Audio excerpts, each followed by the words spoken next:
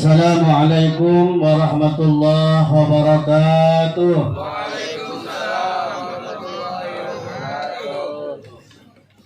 Alhamdulillahi rabbil alamin wal aqibatu lil muttaqin wala udwana illa 'alal zalimin. Wassalatu wassalamu ala sayyidil awwalin wal akhirin wa qa'idil hurril muhajjalin Sayyidina wa maulana Muhammadin wa ala alihi wa sahbihi min yaumina hadha ila yaumiddin.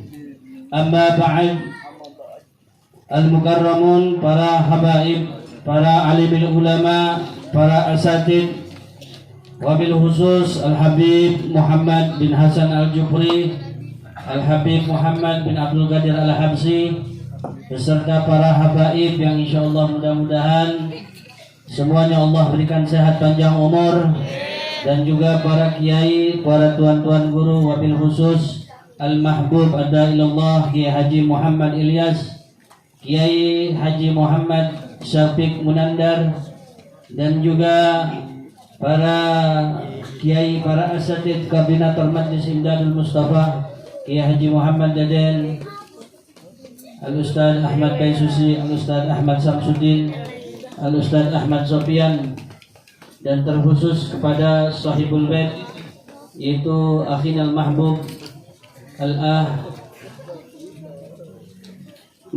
Mahfud, yang insyaallah mudah-mudahan senantiasa diberkahi Allah Subhanahu wa taala. Dan juga tidak lupa kepada para tokoh aparatur pemerintah, wabil khusus Bapak RW, Bapak RT, dan juga segenap para kesepuhan dan hadirin wal hadirat jamaah majlis Ta'lim Imdadul Mustafa tanpa terkecuali. Insyaallah mudah-mudahan kita semua mendapatkan curahan rahmat dan barakah dari Allah Subhanahu wa taala. Dan juga kepada Akhinal Mahbub Adailullah Kiai Haji Muhammad Yusuf yang dari Tapos, insyaallah mudah-mudahan senantiasa selalu ikut andil di dalam dakwah syiar Majlis Imdadul Mustafa, mudah-mudahan terbimbing dan selalu mendapatkan daripada rahmat dan keriduan Allah Subhanahu wa taala. Saudara hadirin sekalian rahimakumullah, memang di dalam kita mendidik anak ini ada yang sudah ditanamkan oleh Rasulullah. Jadi harus benar-benar kita mengikuti tata cara dari agama kita. Tadi yang disampaikan oleh guru kita Abah Ilyas itu benar.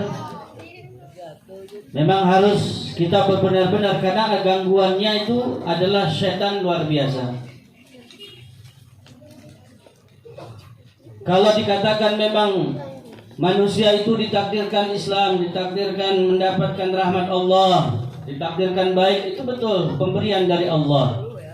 Di dalam Al-Quran Allah menegaskan, Fa'aqim wajhaka lid-dini hanifah. Manusia dilahirkan dalam keadaan Islam, dalam keadaan bertauhid. Tapi walaupun ini sudah diberikan, kewajiban kita harus menjaganya.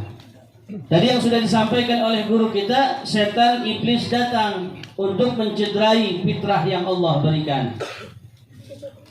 Hal ini dijelaskan oleh Nabi di dalam hadisnya, wa anna iblisa ja'a liyat'ana fawaqa'at ta'natuhu fil hijab. Maka iblis datang kepada setiap insan yang baru dilahirkan, dan dia akan memberikan investasi keburukan. Artinya dia akan memberikan keburukan yang mana kalau dia sudah memegang, sudah memukul, sudah mengotori daripada pemberian Allah yang berupa fitrah terhadap manusia, maka nanti begitu kehidupan berjalan, dia gampang menggoda manusia tersebut untuk diarahkan ke dalam neraka. Na'udzubillah min dzalik. Makanya tidak ada yang selamat itu setiap kelahiran itu. Semuanya pasti ditongkrongi, sudah bertengger itu iblis. Yang selamat itu adalah Nabi Isa waktu lahir, ibunya Sayyidah Maryam juga selamat. Kenapa? Karena ibunya Siti Maryam yaitu istrinya Imran selalu berdoa kepada Allah. Jadi dia memakai yaitu perlindungan kepada Allah Subhanahu wa taala yang dikenal di dalam Al-Qur'an doanya tersebut, yaitu inni u'idzuha bika wa dzurriyyataha minasyaitonir rajim. Ya Allah, aku berlindung untuk ibunya dan untuk anak keturunannya dari setan yang terkutuk. Ini doanya. Dan karena dia minta perlindungan selalu kepada Allah, maka lahir dalam keadaan selamat dan dia dipagari oleh keamanan bentengnya Allah, tidak tersentuh oleh setan dan iblis.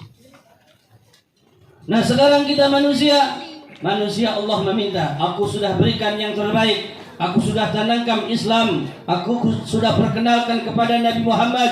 Tugasmu apa? Kata Allah mengatakan, ala fitratallahi fataran nasa 'alaiha. Hendaklah manusia tetap menjaga fitrahnya sesuai apa yang sudah aku berikan di dalam penciptaan manusia.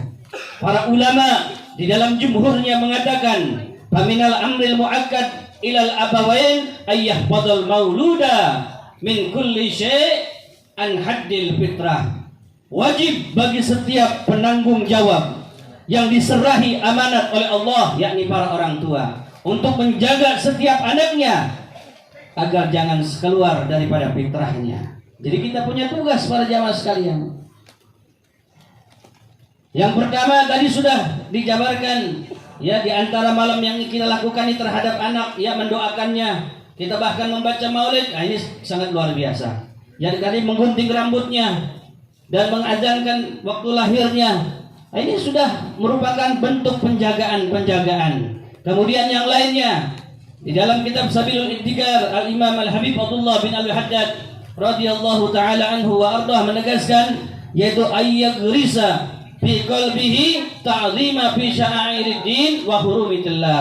Dan kemudian dia sudah bisa membaca, sudah kenal orang tuanya, yang pertama harus ditanamkan kepada dia, harus dia dikenalkan takzim terhadap agama ini, dikenalkan kepada Allah pencipta alam semesta, dikenalkan kepada nabinya Nabi Muhammad sallallahu alaihi wasallam. Dan hal-hal yang diharamkan oleh Allah, walaupun dia belum dewasa, katakan tidak boleh, nah, Allah melarangnya, haram, nah, tidak boleh, dijelaskan kepadanya. Kenapa? Walaupun dia belum mengerti, tapi kita karena punya iktikad menjalankan tugas dari Allah dan Rasulnya, maka anak tersebut dengan sendirinya terjaga daripada cahaya, yaitu petunjuk dari Allah Subhanahu wa taala. Jadi kalau kita bawa anak kita ngaji itu bagus. Ya, seperti malam Senin kita ajak ke majlis, kita ajak ke ulama, kita ajak, itu bagus. Ya, walaupun tidak disentuh, tapi apa? Penjagaan dari malaikat. Allah lihat niat kita para jamaah sekalian.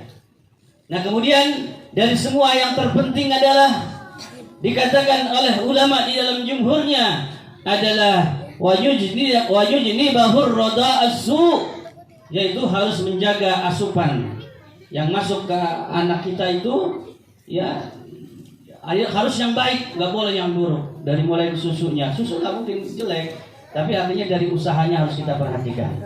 Ya, kenapa?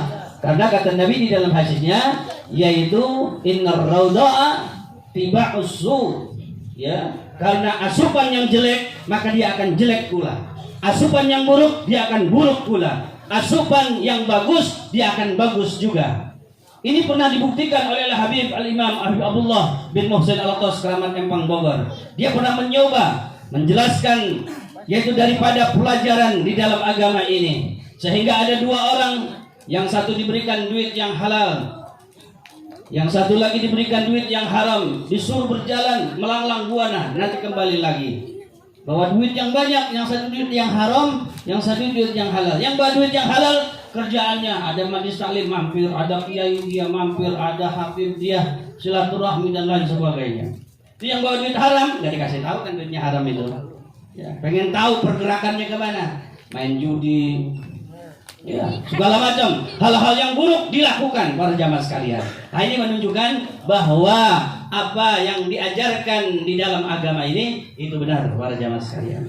Makanya untuk itu kita jangan sangka nih orang-orang seperti kita yang senantiasa terus taklim sampai besar, Ya, sampai sekarang ini insya Allah ini adalah kita termasuk orang-orang yang dijaga oleh Allah Subhanahu wa taala. Kenapa? Ini warisan dari orang tua kita. Orang tua kita menjaga asupan, mengajak kita taklim, mengajarkan kepada kita mana yang haram. Jadi aliran darahnya sampai sekarang terjaga. Karena apa? Janji daripada Allah Subhanahu wa taala, kalau sudah benar caranya dari asupan, dari ajarannya, dari keturunannya, itu paling tidak 7 keturunan dijaga oleh Allah. Keturunan baik, keturunan membawa iman, keturunan membawa ketakwaan kepada Allah Subhanahu wa taala. Sebagaimana dijelaskan di dalam Al-Qur'an, yaitu walladzina amanu wattaba'athum dzurriyyatuhum biimanin alhaqna bihim dzurriyyatahum. Orang-orang tua yang mewarisi imannya, mewarisi ketakwaannya, mewarisi ajarannya, memperhatikan asupan yang dimakan oleh anak-anaknya, maka ketahuilah keberkahan tersebut akan terus tembus sampai 7 turunan, sehingga Allah Subhanahu wa taala ridho kepada mereka, sehingga anak cucunya dan orang tuanya Allah kumpulkan di dalam surganya. Amin ya rabbal alamin. Mudah-mudahan kita bisa memelihara ini. Syiar kita terus jalankan.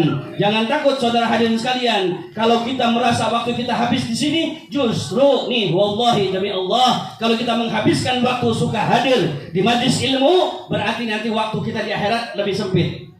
Nggak begitu panjang, kita nggak capek. Orang yang tidur, ada majlis taklim diam, nggak pernah hadir, justru mereka nanti capek. Kenapa? Waktu mereka nanti di akhirat panjang, melelahkan. Mereka lari-larian dari satu ke tempat yang lain, minta pertolongan, 1000 tahun perjalanan, 1000 tahun dia berlari. Tapi kalau orang yang suka hadir majlis taklim, karena dia menyisihkan waktu untuk Allah dan Rasulnya, maka waktu di akhirat dipersempit dan dia sangat senang nanti. Karena dia berjalan enak ke sini, enak ke sana, enak, dan waktunya sangat singkat buat orang-orang yang menyisihkan waktunya untuk Allah dan Rasulnya. Untuk urusan dunia yang sekarang kita jalani, insya Allah selalu diberikan kemudahan oleh Allah. Nabi berjanji buat orang-orang yang syiari, orang-orang yang duduk di majlis taklim. Nabi mengatakan, talibul ilmi takaffalallahu lahu birizqih. Orang yang senantiasa duduk di majlis ilmu, Allah mudahkan, Allah gampangkan jalan usahanya, sehingga dia mendapatkan rezeki yang barokah dari Allah Subhanahu wa taala. Wassalamualaikum warahmatullahi wabarakatuh.